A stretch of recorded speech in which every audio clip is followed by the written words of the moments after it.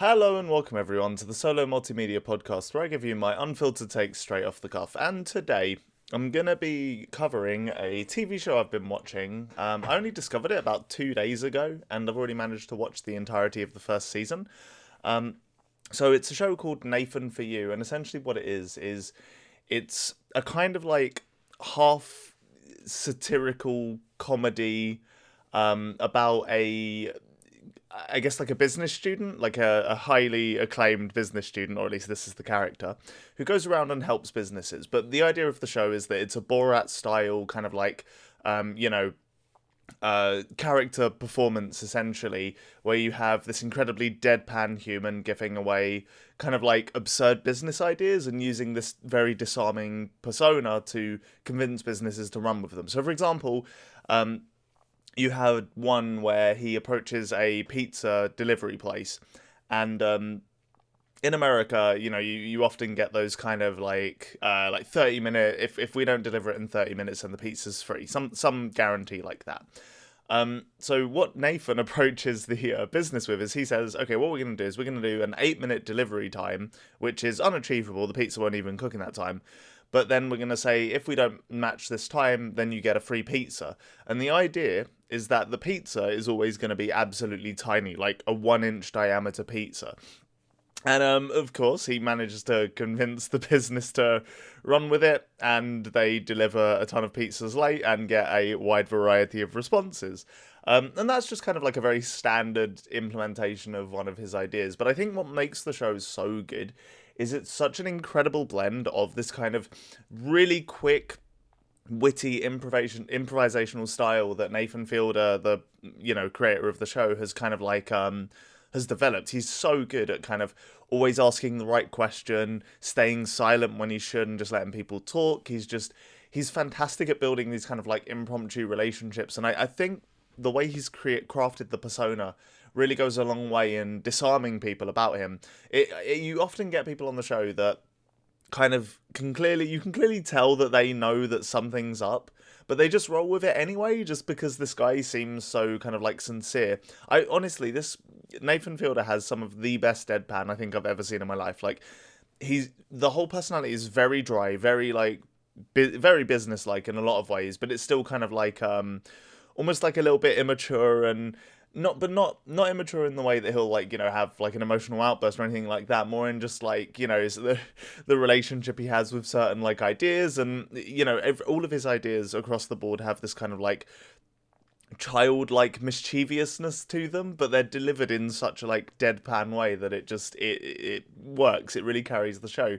And one of the unexpected things about it too is over the course of the first season is you meet a bunch of characters that are just people and essentially become characters for the course of an episode, because Nathan just manages to find someone that's kind of like I don't want to say crazy enough to roll with him, but like willing to just go along with these really weird ideas. So, like, for one example, they had to hire a security guard for a particular business, for a business idea. I won't spoil it because that one actually cracked me up when I saw it.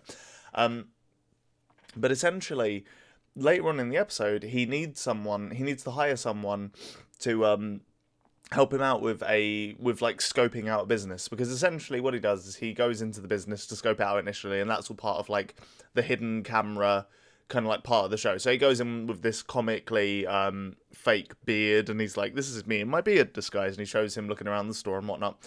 And later in the episode, he needs someone to help him out with one of the investigations. So he gets the security guard to come back that he hired in the first half of the episode with the first business.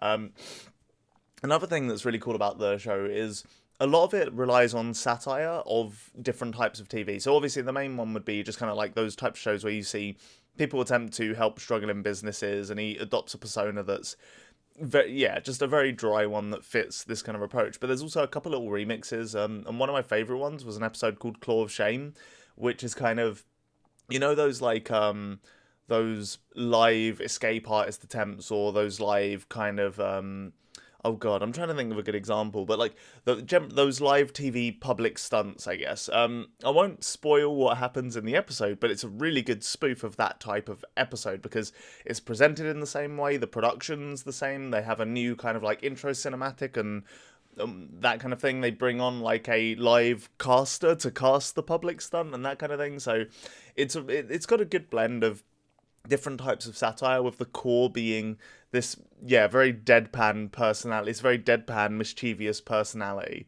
So yeah, if you haven't heard of the show, I'd highly recommend it. It was a ton of fun to watch. The dude is genuinely got quite a unique sense of humor. You get a ton of like you get a ton of that kind of almost The Office style, really awkward humor, just because of the personality. But it's also blended with a really, really good understanding of what makes good improv and being able to roll with different punches. And if the crew find a lead based on a certain character, they'll follow it. So like, actually, that's one thing I should mention. Another thing the show does really, really well, and this kind of goes in with the improv style, is that it's very rare that a joke starts and ends at a business idea. It's like, usually they'll think of a joke and then go, okay, how can we push this in a comedic way? And then they'll push it, and just when you think it's reaching like the apex, you're usually only about halfway there. It just keeps going to almost the point of absurdity. But again, it's just delivered with such sincerity that everyone just seems to go along with it. So yeah, that's my recommendation for today. I'm absolutely loving it. There's 4 seasons of it, and I can't wait to watch the rest. Oh, pardon me. But yeah, there's only 8 episodes, about 20 minutes each, for the first season, so it's not like a huge investment. I will say one thing to note is that I thought the first episode was a good mission statement, but it's a bit plain. I think the rest of the show goes into territories that are a bit more interesting, and in the end a lot funnier as a result. But the first episode is definitely not a dud, so don't skip it or anything. But just, if you're not loving it, absolutely loving it or anything on the first episode, definitely do consider just watching beyond that point if you enjoy the core premise, because the first one really is more of it really does feel like a pilot, I guess. Like, the idea is silly, but they don't really push it necessarily too far. And I can't remember what the B plot of the episode was, to be honest. It might have been the pizzeria place, but I can't remember for sure. I just remember the ice cream parlor one, which again I won't spoil because a lot of the comedy comes from. So at the very start of the episode, he'll say like, "Okay, here's a struggling business.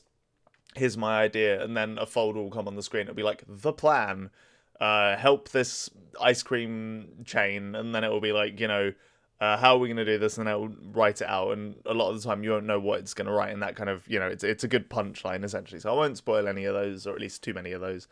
But yeah, if you're interested, like I said, in a Borat meets The Office style show with a good mix of just good improv comedy and some kind of like funny serialized elements and introducing these like real life characters, if that all sounds interesting to you, you're probably going to really enjoy this show.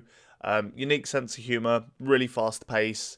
There's a ton of jokes in each individual episode. I think it's a genuinely borderline genius idea for a show.